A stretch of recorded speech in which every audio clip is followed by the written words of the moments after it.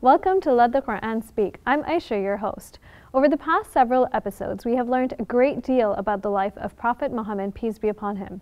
Today, in our last episode in the series, let's reflect on lessons we can take away from the life of Prophet Muhammad. Joining me is Dr. Shabir Ally to help us wrap up this discussion. Welcome to the show, Dr. Shabir. Pleasure to be on. So can you tell me what message you are hoping our viewers to take away from the series on Prophet Muhammad? I'm hoping that viewers will see that the Prophet Muhammad, on whom be peace, was an all-rounded personality. He excelled in many different spheres of life. He was a master administrator. He was a prophet, a spokesman for God. He was an excellent family man. He exhibited great character in his dealings with other people.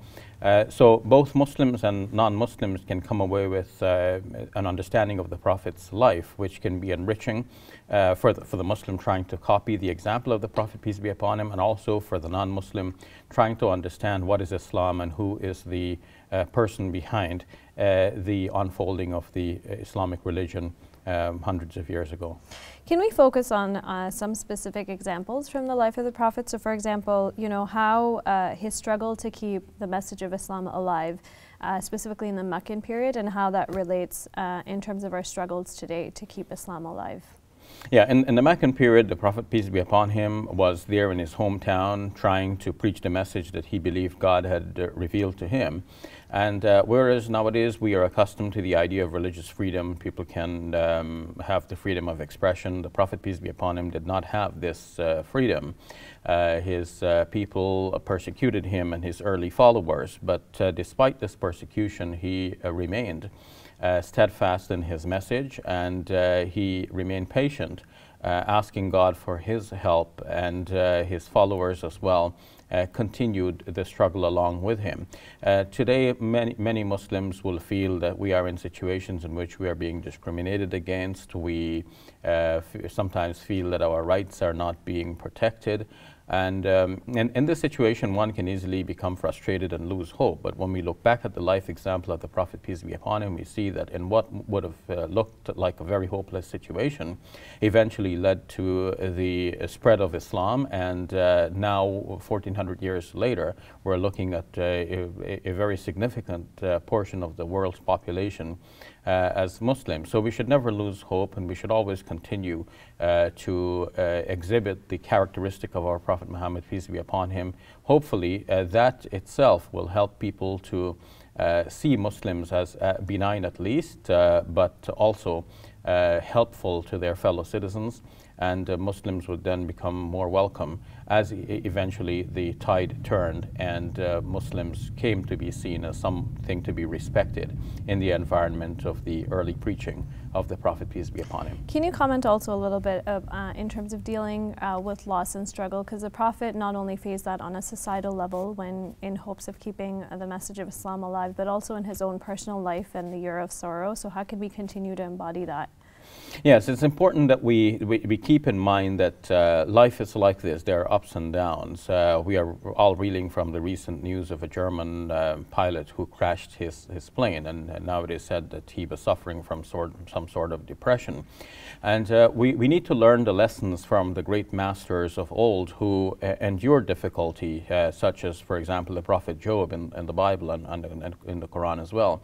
And now, more specifically, our Prophet Muhammad, peace be upon him, who suffered much. The year you're referring to is referred to as the year of sadness because the persons who supported him most, the shoulders that he could lean on, died in this year. Both his wife Khadija and his uncle Abu Talib. And that would have been very much for him to bear, a tremendous couple of losses, but he nevertheless persevered. And God comforted him in what we refer to as the Isra and Mi'raj, the night journey and ascension. And that remains a lesson for us, that in our own situations, though things may look very difficult at a certain time, we can always expect the help and support of God to be just around the corner. We just need to keep praying, keep patient, exercising patience, and not lose hope, not fall into depression.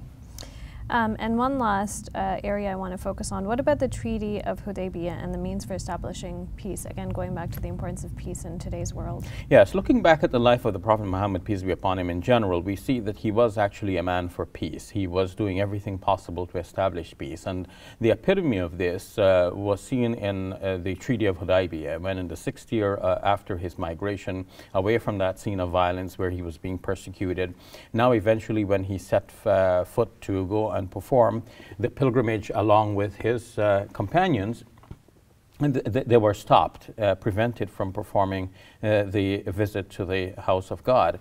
And in that situation, rather than fight back, the Prophet, peace be upon him, used the sage strategy of establishing peace, because peace works for Islam. In a situation of peace, people can listen to the message of Islam and many will rally to its call.